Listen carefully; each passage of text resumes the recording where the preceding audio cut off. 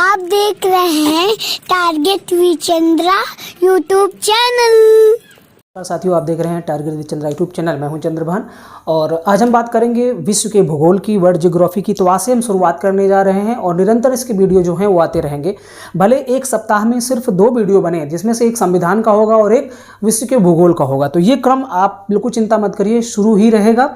तो हम बिल्कुल शुरुआत करेंगे एकदम शुरू से, और एकदम शुरू से कहाँ से? जहाँ से पृथ्वी की उत्पत्ति या अन्य ग्रहों की उत्पत्ति की बात की जाती है, अर्थात ओरिजिन ऑफ सोलर सिस्टम या ओरिजिन ऑफ अर्थ की जब हम बात करते हैं तो हम वहीं से शुरुआत करते हैं। तो विश्व भूगोल की शुरुआत हम यहीं से कर रहे हैं। तो इसकी शुरुआत करने के पहले मैं आपको बता दूं कि पृथ्वी की उत्पत्ति या अन्य ग्रहों की उत्पत्ति के बारे में एकदम एग्जैक्ट अनुमान लगाना मुश्किल है। वो इसलिए मुश्किल है क्योंकि पृथ्वी के आने के बाद ही तो मानव आया है। तो वो एग्जैक्ट चीज़ें कैसे बता सकता है? बस वो प्रमाणित करने की कोशिश करता है, कुछ एक्सपेरिमेंट करता है, कुछ तथ्यों के आधार पर वो कोशिश करता है कि मैं इसको साबित कर सके कैसे आया। पर एग्जैक्ट आज तक जो है पृथ्वी की उत्पत्ति या अन्य ग्रहों की उत्पत्ति कैसे हुई है, एकदम से सही नहीं बताया कोई भी नहीं बता पाया है। ठीक है, हालांकि अगर हम धर्म ग्रंथों की बात करें तो वहाँ पर भी बहुत बात की गई कि इस तरीके से ब्रह्मांड की उत्पत्ति हुई, पृथ्वी की इस तरीके से उत्पत्ति हुई। लेकिन जो आधुनिक विज्ञान है वो उन चीज़ों को नहीं मानता है, जो धर्म ग्रंथों की बातें उनको नहीं मानता है, वो अपने आधार पर संकल्पनाएं स्थापित करता है। तो बहुत सारे जो वैज्ञानिक हैं, भूगोल शास्त्री हैं, उन लोगों ने अपनी अपनी संकल्पनाओं के माध्यम से, अब देखिए यहाँ पर संकल्पना शब्द यूज किया जा रहा है। इसका मतलब जो चीज़ हमारे सामने नहीं है, जब हम थे ही नहीं, उस समय के बारे में अगर हम सोच रहे हैं तो एक तरीके की संकल्पना ही है, जिसको हम कल्पना कह सकते हैं कि सिर्फ कल्पना कर सकते हैं। तो कल्पना के आधार पर, संकल्पनाओं के आधार पर पृथ्वी की उत्पत्ति और अन्य ग्रहों की उत्पत्ति के बारे में बहुत सारे वैज्ञानिकों ने अपनी अपनी संकल्पनाएं, अपनी अपनी हाइपोथेसिस दी हैं, जिनको हम पढ़ते हैं और एग्जाम में पूछा भी जाता है। तो आज जो हम पृथ्वी की उत्पत्ति, अन्य ग्रहों की उत्पत्ति के बारे में जानेंगे, तो सबसे पहले तो भाग ये 1 है, ठीक है, क्योंकि आज से हम शुरुआत करने जा रहे हैं। तो पहली चीज़ तो आपको ये जानना है कि पृथ्वी व अन्य ग्रहों की उत्पत्ति की संकल्पनाएं कितनी हैं। ठीक है, तो इन संकल्पनाओं पर बात करने के पहले दोस्तों, अगर अभी तक आपने हमारे चैनल को सब्सक्राइब नहीं किया है तो प्लीज़ चैनल को सब्सक्राइब करें, लाइक करें और शेयर करें। ठीक है, तो आगे हम लोग बात करने जा रहे हैं पृथ्वी व अन्य ग्रहों की उत्पत्ति की संकल्पनाएं। तो 2 तरीके की हाइपोथेसिस की बात की जाती है।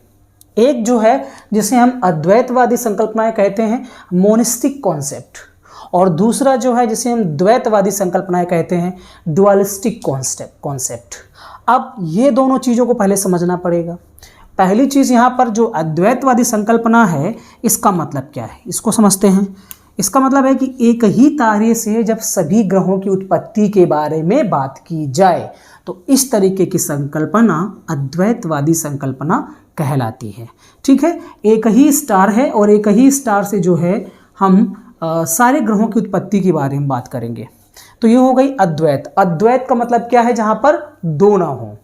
अद्वैत का मतलब जहां पर 2 ना हो, सिर्फ एक हो। ठीक है, अगर हम द्वैतवादी संकल्पना की बात करें तो यहां बताया गया है कि जहां पर हम 2 तारों से सभी ग्रहों की उत्पत्ति, अर्थात ग्रहों की उत्पत्ति 2 तारों के माध्यम से हुई है, तो इस तरीके की संकल्पना को हम द्वैतवादी संकल्पना या डुअलिस्टिक कॉन्सेप्ट कहते हैं। ठीक है, तो जैसे कि द्वैत का मतलब 2, तो 2 तारों से जब हम ग्रहों की उत्पत्ति की बात करते हैं तो ऐसी सभी संकल्पनाओं को हम द्वैतवादी संकल्पनाएं कहते हैं। एग्जाम में पूछ भी सकता है, निम्न में से कौन सी द्वैतवादी संकल्पना है या निम्न में से कौन सी अद्वैतवादी संकल्पना है।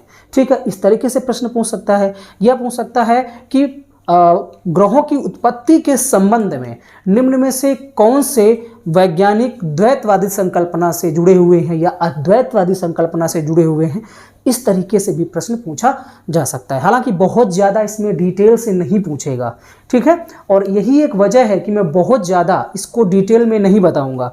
बस सरल शब्दों में मैं हर एक संकल्पना को परिभाषित करने वाला हूं, और शायद पूरे YouTube में, मैंने पूरा YouTube देखा, इस तरीके के वीडियो आपको नहीं मिलेंगे जो कि इन ग्रहों की उत्पत्ति से, पृथ्वी की उत्पत्ति से संबंधित हो और एक साथ सभी संकल्पनाओं को बता दिया गया हो। ऐसा कहीं पर YouTube पे आपको देखने को नहीं मिलेगा। आप खुद चाहें तो सर्च कर सकते हैं। तो हम शुरुआत करेंगे अद्वैतवादी संकल्पनाओं से, जहां पर एक तारे से सभी ग्रहों की उत्पत्ति के बारे में बताया गया है। तो पहली जो संकल्पना है, जिसे हम सबसे प्राचीन संकल्पना कहते हैं, अर्थात सबसे पहले जो संकल्पना दी गई वो कास्ते द वफन के द्वारा दी गई पुच्छल तारा परिकल्पना। इसका नाम क्या है? पुच्छल तारा परिकल्पना अर्थात कॉमेट हाइपोथेसिस। अब दोस्तों इसके बारे में समझते हैं। और कब दिया था? 1700, कई जगह पर 45 मिलता है, कई जगह पर 49 मिलता है। ठीक है, अगर तो मेरे हिसाब से अगर आप जानना चाहते हैं तो 1749 जानिए। ठीक है, 1749 ईस्वी में कास्ते द वफन ने सबसे पहले अद्वैतवादी संकल्पना के माध्यम से पृथ्वी व अन्य ग्रहों की उत्पत्ति के बारे में बात की थी या बताया था। तो अब ये पुच्छल तारा परिकल्पना क्या है? ये कहते हैं कि सूर्य है और सूर्य के पास एक आता है पुच्छल तारा। ठीक, एक पुच्छल तारा आकर के इससे टकराता है। टकराने के बाद की स्थिति क्या होती है कि सूर्य से बहुत सारा पदार्थ जो है वो बाहर छिड़क जाता है, निकल पड़ता है बाहर, और वो निकल करके फिर बाद में ठंडा होता है और ठंडा होकर के फिर वो ग्रह के रूप में बनता है और वो सूर्य की परिक्रमा करना शुरू कर देता है। तो ये जो है वो पुच्छल तारा परिकल्पना है कास्ते द वफन की। ठीक है, कास्ते द वफन ने इसको कहा है। तो बस इसमें से इतना ही जानिए कि एक पुच्छल तारा सूर्य से टकरा जाता है। अब इसकी बहुत सारी आलोचनाएं भी हैं, उन पर हम लोग नहीं जाएंगे। जैसे कि एक आलोचना यही है कि पुच्छल तारा सूर्य की अपेक्षा बहुत ही छोटा होता है, उसके टकराने से सूर्य पर कोई खास प्रभाव पड़ने वाला नहीं है। और यहाँ ये कहा गया है कि बहुत सारा पदार्थ जो है सूर्य से बाहर निकलता है और वही फिर बाद में ग्रह बनता है, उन्हीं से फिर उपग्रह बनते हैं। तो ये पहली संकल्पना हो गई पुच्छल तारा परिकल्पना कास्ते द वफन के द्वारा दी गई। अगली परिकल्पना है वायव्य राशि परिकल्पना, अंग्रेजी में गैसियस हाइपोथेसिस बोलते हैं। ठीक है, तो ये किसके द्वारा दी गई है? एग्जाम में ये इंपॉर्टेंट है, इमैनुअल कांट के द्वारा 1755 ईस्वी में। इन्होंने कहा कि ब्रह्मांड में एक आद्य पदार्थ उपस्थित था। आद्य पदार्थ मतलब बहुत ही पुराना पदार्थ था और वो ठोस पदार्थ था। वो ठोस पदार्थ था लेकिन अलग अलग जगहों पर टुकड़ों में वो बिखरा हुआ था। ये ठोस कण जो है आपस में टकराने के पश्चात ऊष्मा उत्पन्न हुई और उस ऊष्मा के उत्पन्न होने के बाद फिर ये बाद में एक निहारिका का रूप, नेबुलर का रूप धारण करते हैं। और नेबुलर में फिर क्या होता है कि नेबुलर फिर परिक्रमा करना शुरू करता है और जैसे जैसे नेबुलर सिकुड़ता है वैसे वैसे एक नियम है कोणीय संवेग का कि जब चीज़ें सिकुड़ती हैं तो उसका कोणीय संवेग, घूर्णन शक्ति और ज़्यादा बढ़ जाती है। तो वो और ज़्यादा बढ़ी और अपकेंद्रीय बल इतना अधिक हो गया कि फिर उसमें से जो है जो वलय है वो निकलना शुरू हो गया। तो वलय जो बना उस निहारिका से फिर एक वलय बना और वो वलय जो है एक ग्रह बना। तो इस तरीके से कई जो वलय हैं वो निकलते निकलते ग्रहों का निर्माण हुआ और इन वलयों से और जो वलय बने वो उपग्रह कहलाए। तो ये जो है वायव्य राशि परिकल्पना इमैनुअल कांट के द्वारा दी गई। इन्होंने दोस्तों इनको अपनी इस परिकल्पना पर इतना ज़्यादा विश्वास था कि इन्होंने कहा था कि मुझे पदार्थ दे दो, मैं ब्रह्मांड की उत्पत्ति करके दिखा सकता हूँ। तो इस तरीके से इन्होंने बात कही। तो ये है वायव्य राशि परिकल्पना। अगली हाइपोथेसिस है निहारिका परिकल्पना, नेबुलर हाइपोथेसिस। ये लाप्लास के द्वारा 1796 ईस्वी में दी गई। अब दोस्तों जो इमैनुअल कांट के द्वारा वायव्य राशि परिकल्पना दी गई और जो निहारिका परिकल्पना लाप्लास के द्वारा दी गई ये दोनों सेम हैं। बस अंतर ये है कि इन्होंने जो कहा कि बहुत ही प्रिमिटिव आद्य जो मैटर था, प्रिमिटिव मैटर जो था, बहुत ही पुराना जो पदार्थ ब्रह्मांड में तैर रहा था वो ठोस रूप में था और इसने लाप्लास ने कहा कि नहीं, ठोस के रूप में नहीं बल्कि वो गैस के रूप में था। ठीक है, गैस के रूप में था, बस सिर्फ इतना अंतर है। और इसने फिर बताया कि वो सारे कण जो है आपस में संगठित हुए, निहारिका का रूप धारण किए और उसके बाद फिर वो वही अपकेंद्रीय बल लगा और अपकेंद्रीय बल जो के माध्यम से इसमें वलय बने और वलय से फिर ग्रहों का निर्माण हुआ। तो वही चीज़ ये भी यहाँ पर बताता है निहारिका परिकल्पना। ठीक है, लाप्लास के द्वारा दी गई। तो एग्जाम में ये इंपॉर्टेंट है, उसमें क्या बताया गया वो तो उतना इंपॉर्टेंट नहीं है लेकिन ये पूछा जा सकता है। अगली परिकल्पना है उल्कापिंड परिकल्पना, मेटियोरिक हाइपोथेसिस। ये लॉकियर के द्वारा दी गई 1919 ईस्वी में। तो ये लगभग एक दूसरे से रिलेटेड है। इन्होंने भी इसी निहारिका परिकल्पना से ही संबंधित अपनी परिकल्पना दी। इन्होंने कहा कि दो उल्कापिंड जो हैं वो आपस में टकरा गए, दो उल्कापिंड आपस में टकरा गए। टकराने के बाद उसमें से ऊष्मा, वायु, ये सारी चीज़ें बनी, कुछ द्रव में परिवर्तित हो गए और उसके बाद क्या हुआ कि आसमान में बादल बने, द्रव बना और फिर जाकर के वो निहारिका का रूप धारण करते हैं और उसके बाद उन्हीं से फिर ग्रहों का निर्माण होता है। तो इस तरीके से उल्कापिंड परिकल्पना जो है लॉकियर के द्वारा दी गई। तो ये अद्वैतवादी संकल्पना है। यहाँ पर आप देख रहे हो कि यहाँ पर सिर्फ एक चीज़ की बात की जा रही है, एक ही तारे की बात की जा रही है। जब हम बात करते हैं द्वैतवादी संकल्पना की, ड्वेलिस्टिक कॉन्सेप्ट की, तो यहाँ पर दो तारों से दो तारों से उत्पत्ति की बात की गई है। जैसे कि पहली परिकल्पना है ग्रहाणु परिकल्पना, प्लैनेटेसिमल हाइपोथेसिस, जो कि टीसी चैम्बरलिन व एफ आर मोल्स के द्वारा 1905 ईस्वी में इसको दिया गया। और इन्होंने क्या बताया, इन्होंने बताया कि एक सूर्य था और सूर्य उस समय आज की अपेक्षा हजारों वर्ष पहले जो है उसमें बहुत सारी लपटें उठती थीं, ज्वारीय लपटें उठती थी। तो वो लपटें जो हैं, एक दूसरा तारा आया और उस तारे ने क्या किया कि उसके समीप से जब गुजरा तो वो जो लपटें और उसका पदार्थ था वो आकर्षित हो गया, आकर्षित हुआ, आकर्षण बल की वजह से वो बाहर छिटक के आ गया।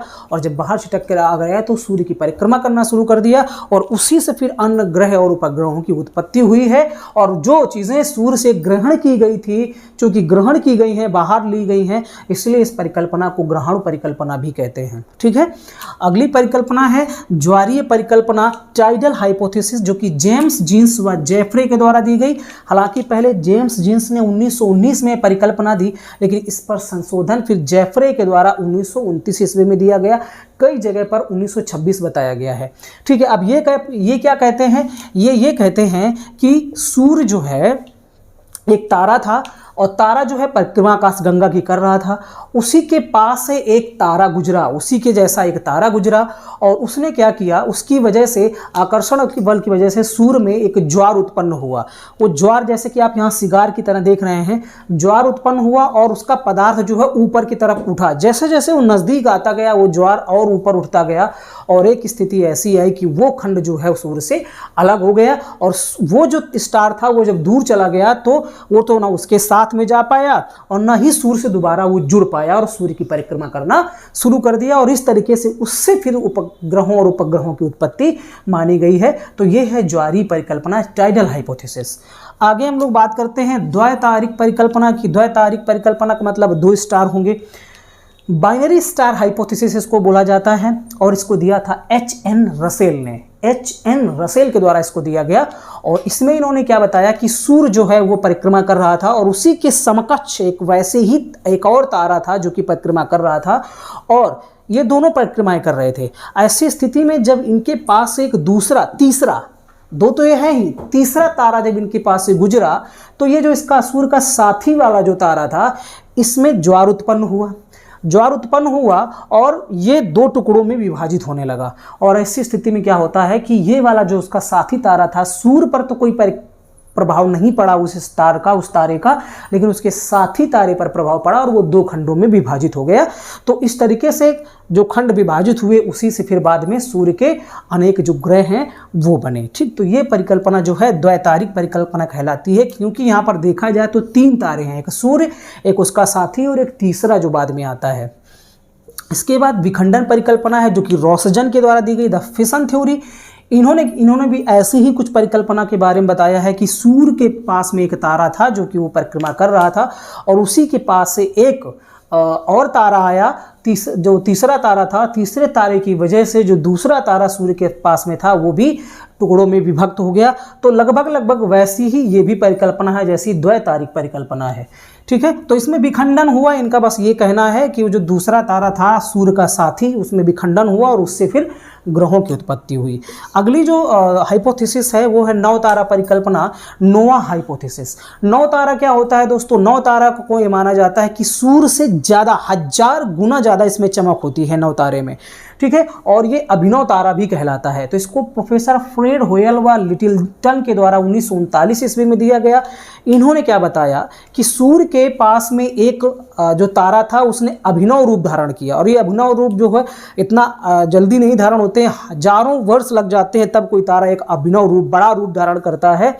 और जब ये सूर्य के पास से गुजर रहा था तो ज्वारीय शक्ति की वजह से, इसमें आकर्षण शक्ति की वजह से ज्वार उत्पन्न हुए। वो ज्वार के साथ में जो पदार्थ हैं उस अभिनव तारे के वो क्या हुए, सूर्य की तरफ आकर्षित हुए। वो निकल करके जब बाहर आते हैं और फिर वो संगठित होकर के सूर्य की परिक्रमा करना शुरू करते हैं और इस तरीके से फिर ग्रहों की उत्पत्ति होती है। तो ये नौ तारा परिकल्पना है। अगली जो परिकल्पना है छठवीं, सीफीड परिकल्पना, सीफीड हाइपोथेसिस, जिसे AC बनर्जी के द्वारा दिया गया।